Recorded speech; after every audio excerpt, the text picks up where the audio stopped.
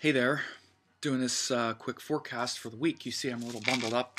It's actually not that cold, but it's just comfortable to have this around my neck. I've had a little bit of a issue with my throat the last week or so, last week to 10 days, and I wanted to show you a quick little case study. This is the chart of the moment here on December 9th, Monday, December 9th. This is the way the planets are arranged. I want to show you this aspect. Aspects by transit are really important as the transiting planets conjoin or aspect natal planets. They create a lot of energy and a lot of activity in someone's natal chart. And of course, once they aspect each other by transit, it's also important. So the thing to realize is that, especially one of the really powerful and unique features of Vedic astrology has to do with the special aspects of the planets. And Saturn, I should say Mars, Jupiter, and Saturn all have what are called a special aspect, which doesn't just include the opposition. Oppositions are mutual aspects where one planet is opposite the other, then they mutually aspect each other and they share.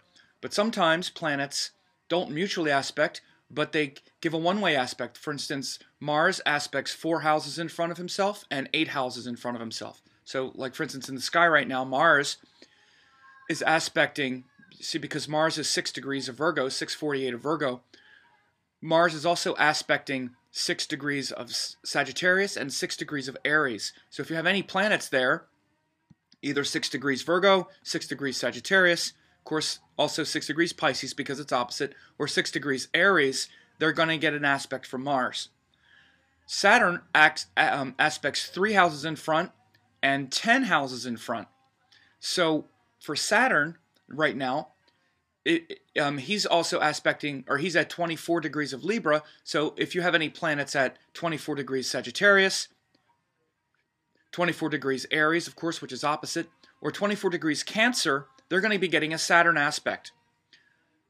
And Jupiter aspects the 5th and the 9th house in front.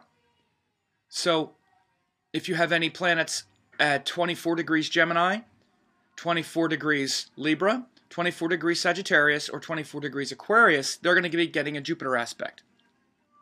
So this is one of the things that I do right now, or that I do a lot of my forecasts, is I'll talk about this. Like for instance, today, Monday, is quite auspicious because the moon is getting an aspect from Jupiter. Because the moon is 9 houses in front of Jupiter. So Jupiter is also going retrograde. He's going back, which means the most intense part of the Jupiter aspect would be around 22 to 23, 24 degrees. Because right now, for instance, the moon is at 23 Aquarius. Jupiter's aspecting 2446, but the energy is moving backward. So this is what's called an applying aspect. The moon is a faster moving planet, and it's applying to Jupiter's aspect. Once the moon gets to be 25 degrees, the aspect will be separating, which means the moon is going to be moving away from the aspect.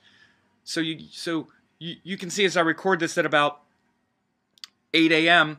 on Monday morning Pacific time, the moon is very concentrated aspect to Jupiter because it's a slower moving planet and it's moving up toward Jupiter's aspect. Not only is it moving toward Jupiter's aspect, but Jupiter's moving backwards toward it. So that this kind of aspect becomes really powerful because usually Jupiter's moving forward and the moon is moving forward, so the aspects kind of sort of go like this, like one is slow, one is fast, and it just kind of overtakes it. But this way, one is moving backward and the other one is moving forward. That's what it's doing now. Because Jupiter's retrograde, the moon is forward, so that kind of aspect, you see? Rather than Jupiter's moving slow and the moon just kind of passes it, this is that aspect. When one's retrograde, it's like this, right? So these retrograde aspects can be very intense, very tight. Now, Jupiter is forming a retrograde, Jupiter's aspecting the moon here on Monday, but what's more important is the aspect on Saturn from Jupiter is really intensifying because, again, Saturn is a slow-moving planet, and Jupiter obviously doesn't move as fast either. But you can see right now, Saturn is 24 degrees and moving forward. Jupiter is 2446 and moving backward. So we have that same kind of thing, but then instead of it being with a fast planet like the moon, which is going to overtake that aspect in 6 hours or something. The moon's going to overtake that in a few hours. Actually, not even 6 hours, because the moon covers like 12 degrees every day. So as I record this, it's about 2 degrees away, so it'll cover that in a couple hours. But it takes Saturn like 4 days to cover 1 degree. So for this week, you know, December 9th, 10th, 11th, 12th, Saturn is going to be applying very slowly to this Jupiter retrograde aspect, and I'll show you how it works. Watch the degrees. Jupiter retrograde 2446, Saturn 2442. This is on Monday. Now Tuesday, you see now Saturn 2408. Saturn went from 06 to 08. That's how slow Saturn moves. Jupiter went back 2440, then 2415 to 2443. This is on the 11th. Then on the 12th, 2427 to 2421. See, you want to look at that the planet that's moving forward is at the lower longitude. 2421 is still lower than 2427. I think it's the next day you see Saturn actually passes it like this and goes past Jupiter. Right, now it's 2421 and 2428. So this is now lower, and Saturn has passed, so it starts to separate at this point. But it's still very tight. It's still within the same degree. So I thought this would just be a very good study in seeing how aspects work, how they apply and separate. These are very deep principles that show energy being concentrated. So we have a lot of energy concentrated around Sagittarius. 3 aspects onto Sagittarius. Mars, Saturn, and Jupiter are all aspecting Sagittarius, especially around 24 degrees of Sagittarius, because that's where Saturn and Jupiter are aspecting. Remember, Saturn aspects 3 houses in front. Jupiter's going to be aspecting 7 houses in front at 24 degrees. So if you have anything around 24 degrees Sagittarius, it's going to be getting a lot of pressure. 24 degrees Libra is going to be getting a lot of pressure, and I wanted to give you a quick example of why I said I've been having some throat issues. Very strange kind of throat swallowing problems. In fact, a week ago, I went to the emergency room on Sunday night because I was having some really hard time swallowing. I didn't know where it came from, and I since realized, I think, well, like the day after, that it had to do with some kind of like muscular pull or strain in my upper chest cavity that was blocking. It was hurting to swallow, and it was hurting to breathe, which is scary. Once you start feeling your air supply getting cut off, you don't fool around with it, and it started to get progressively worse as this muscle up here began to swell, and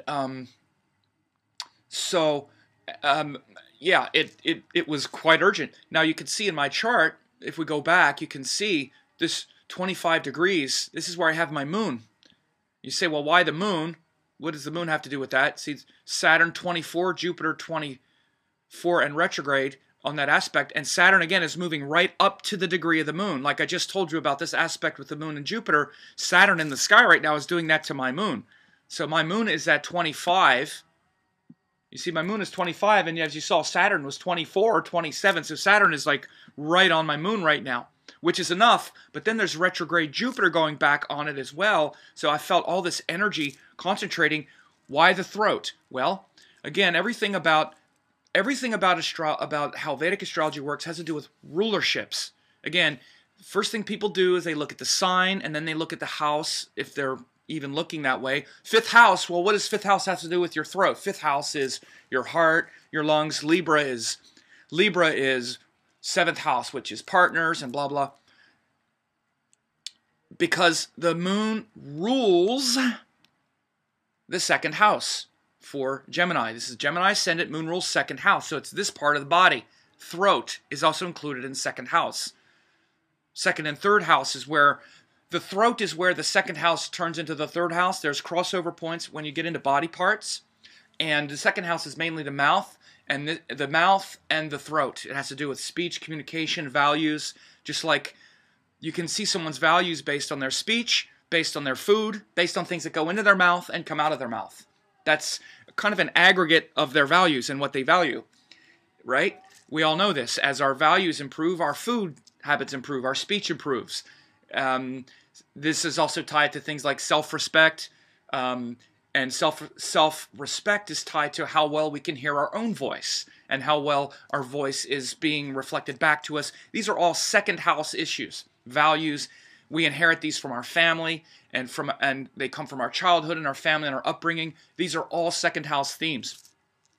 This is the way you have to understand astrology. The problem is we compartmentalize a lot of things, and we'll take something like a body part and think it's just some separate thing hanging out there in space. Then we'll take second house, oh, that's money. And that's, okay, it's the mouth, it's money, it's clothes, and we have all these kind of disparate things kind of floating around. And like, well, what's the point? What's the theme of that? Well, that's the theme. Theme of the second, the theme of the second house is self-respect, self-esteem, values, value systems.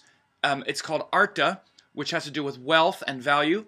And you can see in this part of the body, the mouth is where you can see someone's values and see how they respect themselves, see what they've been told, and therefore what they think is valuable, etc. So this is the theme of the second house. Once you understand these core concepts, what I call these anchoring principles, or anchoring, these evolutionary principles or anchoring principles, then you understand everything that comes later. If you don't understand the evolutionary principle and the anchoring process behind all these different things, then it's kind of pointless to know that second house has to do with food. Well, so what? Food, what does food have to do with possessions? What does food have to do with friends and your childhood? And, so these are deep core principles and concepts. This is the stuff that I teach in my certification course. When people really, really want to study astrology and how it really works, then you need to get down to this fundamental level, and then it's not just a lot of adjectives floating around that you don't really know what to do with. So the reason I experienced this in this body part is because the moon rules my second house. It has to do with food, and of course the big issues that came up with me when I started feeling this was, it's this part of the body where you swallow, and so I start looking at my diet. I start looking at, and my diet is really good. But there's a lot of things, I still drink coffee. I don't drink a lot of coffee. I used to drink a lot, but I don't drink a lot of it. But I still, there's definitely health benefits to coffee. And I started looking at that because there's a thing called, acid reflux, which, but I don't have any heartburn. I don't have any of those kinds of symptoms. I thought it might have been that. So I started looking at all of these things, right? It made me question all of these things.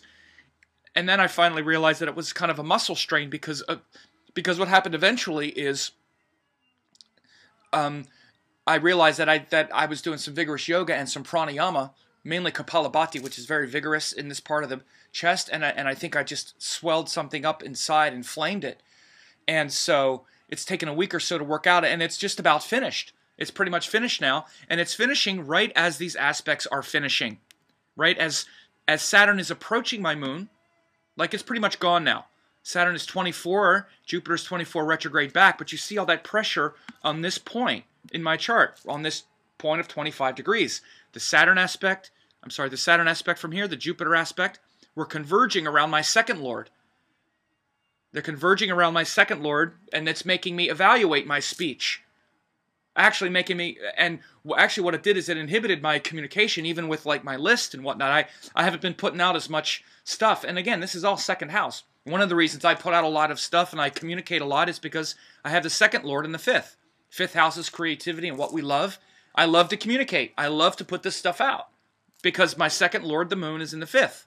Plus, it's a gentle planet. There's a lot of reasons. I'm not just here to talk about myself, but you see how this energy on my second lord inhibited my communication for the last couple weeks. Whether you noticed it or not, I definitely noticed it. It's been hard for me to focus on that because I've had to bring it in and make sure that I don't have esophageal cancer or something, because you start feeling these lumps when you're swallowing and you're like, man, what's going on here? But Saturn is completing this transit, and also Jupiter is up here right now. Jupiter went up to my natal Rahu and went back over it. You see Rahu is 27 in my chart, Jupiter is 24, so Jupiter went right up to my natal Rahu and then started going retrograde back. So this is a strong point of concentration that's getting a lot of energy. The other thing, as you see, that I have all these planets. I have Ketu in the 7th at 27 degrees, and like I said, if you have planets around 24, 25 of Sagittarius, they're getting a lot of energy. Well, there you go. So I have Ketu there. So I've been dealing with, things that have to do more with personal relating with others and things like that as well. So these are all, and also, Mars is aspecting Sagittarius. So this is a real practical example of how these transits, how aspects by transit work. It's not just the planet by transit, but the aspect. And by the way, Jupiter, the Jupiter influence here on my moon, Jupiter is actually a well-known planet of Cancer. Because it creates growth, and you can show if Jupiter has a kind of malefic influence on something, it can show the growth of Cancer cells. I've seen it over and over again, and especially since we're working up to this Jupiter-Venus aspect, my mind also started to go like, oh my God, is this going to show that I'm going to be in chemotherapy or something? Which let's hope I'm not. My concern, because even in my dashas, I'm in Ketu Saturn, is I'm just making sure that I'm really healthy right now, because it's a difficult transit. Besides any kind of psychological thing, just for health-wise, it's difficult transit to have Saturn going over your second lord. It's what's called a Kama Druma Yoga. It's by itself. It's very well protected because I also have this aspect. You can see the aspect by the aspect in the natal chart as well, because I have Saturn. This is that same aspect. Remember, I said Saturn aspects 3 houses in front. So this, in my natal chart, Saturn aspects Jupiter. The retrograde Saturn aspects Jupiter. And again, it's retrograding back toward the exact aspect. So it's a very strong one. So it aspects Saturn in the 3rd house in front of him, and the moon in the 10th house. So my Saturn aspects the moon also, because it's 29 and retrograde back. But then 10 houses in front of it is the moon going forward. So it's a very strong applying aspect on the moon in the natal chart, and a strong aspect to Jupiter as well. Because you see, the planet is going retrograde back toward the exact aspect. So I already feel a strong Saturn-Moon aspect just in general, just in my life. This is just part of the natal chart. So it's one of the reasons why this transit, I've been able to really handle it quite well. This is also a good lesson in Sati to understand. I'm a good case study for this. People talk about, because I have such a strong Saturn-Moon influence anyway, I'm used to Saturn-Moon. I'm used to feeling that influence of Saturn in my mind. So Sati, which is when Saturn goes over the moon, you would say it's not as hard for the person because they're used to it. And in fact, what it can do, especially if the planets are in good dignity, is it can really bring out the highest quality of those energies. Bring out the highest quality of the moon, the highest quality of Saturn, and whatever it is doing. And that's actually what's happened during this time. It's been actually, there's been enormous growth for what all of these things mean to me. This is creativity and career and self-expression, and all of that has been great. It's not been easy psychologically and emotionally, but that's another issue. We have to understand that we can't be black and white and simplistic about astrology. People say, well, but I'm so upset. Well, that's different than what's happening. Like, there's still going to be opportunities. Saturn going over the moon in the sky is never going to feel good. Feel good, quote. It doesn't mean there isn't enormous growth. It just means that it's not going to necessarily feel good, but that's just on the surface. Below the surface, there's enormous payoff if you're willing to not always feel good. If you're willing to say, you know what, this might not feel good, but I'm just going to wait and see. I'm just going to be curious about this. And this doesn't really feel good, so I'm just going to sit here and see what happens. And especially if you can do that with Saturn energy, that's the point, baby. That's what Saturn is saying. He's saying, you know what? I hate to break this to you, but life is not about feeling good. Doesn't mean you can't feel good, but it means that's not the point. That's why it comes after Venus in the planetary cycle. Venus wants to be happy and feel good. Saturn says, okay, but ultimately that's not the point. So if you're willing to sacrifice that, and you can remember this for any Saturn problem, first thing you do, simple, give up the idea that you're supposed to be feeling good all the time. It's a childish notion. Children think this way. That's why they scream and protest when they have to eat spinach. but we're not children anymore, and our spinach becomes more complicated. It's the spinach of relationships and the spinach of everybody should like me, everybody should be nice, I should get what I want all the time. That's all. Is that okay? I just want what I want all the time, and when I'm not, I'm sad.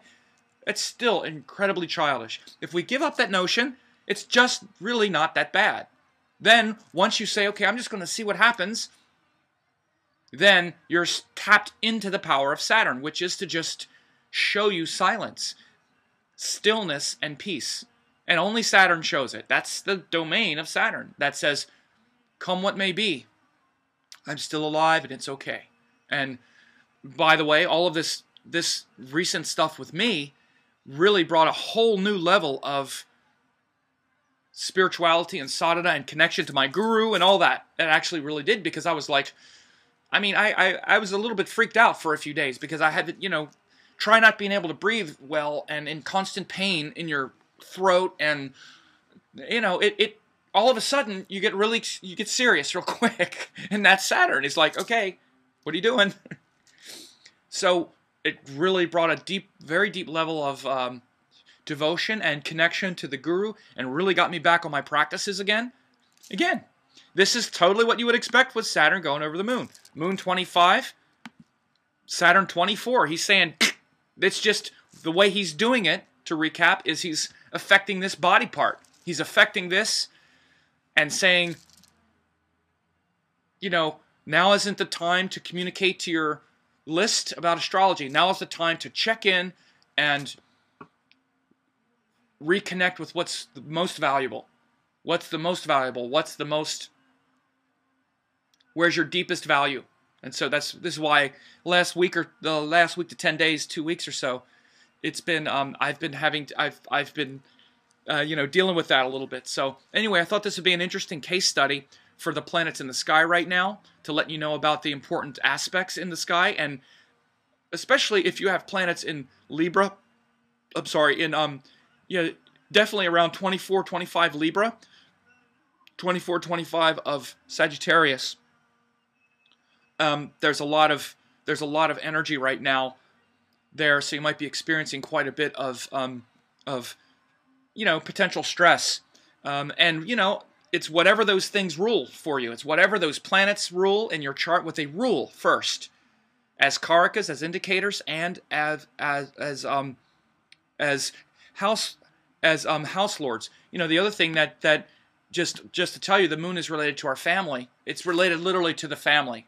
To your family. And this Saturn moon transit, both my parents died while this happened. And as Saturn approached the moon, my father died. So my father died beginning of September. And so this was when Saturn was, like 20. So again, it's kind of classic. Saturn coming up on my second lord. Second house for Gemini rules the family. And Saturn is like the father. Saturn is the karaka of authority figures. And so I lost my father. So again, these things play out they play out very literally on some level. And you have to have the dashas as well. I'm in K2 Saturn. Or actually I'm in K2 Jupiter, excuse me. I don't look at my chart a lot. Jupiter's actually the 10th lord. Sorry. Yeah, that's the indicator of the father, and the moon is in Vishaka, which is Jupiter's nakshatra. This is why it affected it for me. So those are a few things, not to get into it. I don't mean this to be like, look at me, look at me. It's a good case study, though, and it can also explain a little bit why some people have noticed that some of my output has gone down a little bit the last couple weeks. This is why. So anyway, I hope you're staying warm. I'm actually warm. I actually started doing this, putting this around my neck when this happened. And it felt so good. I just kept doing it. So it's really not that cold here. I'm just wearing this. So anyway, I hope you're having a good one. And I hope you're staying warm too. I know it's a lot of cold temperatures.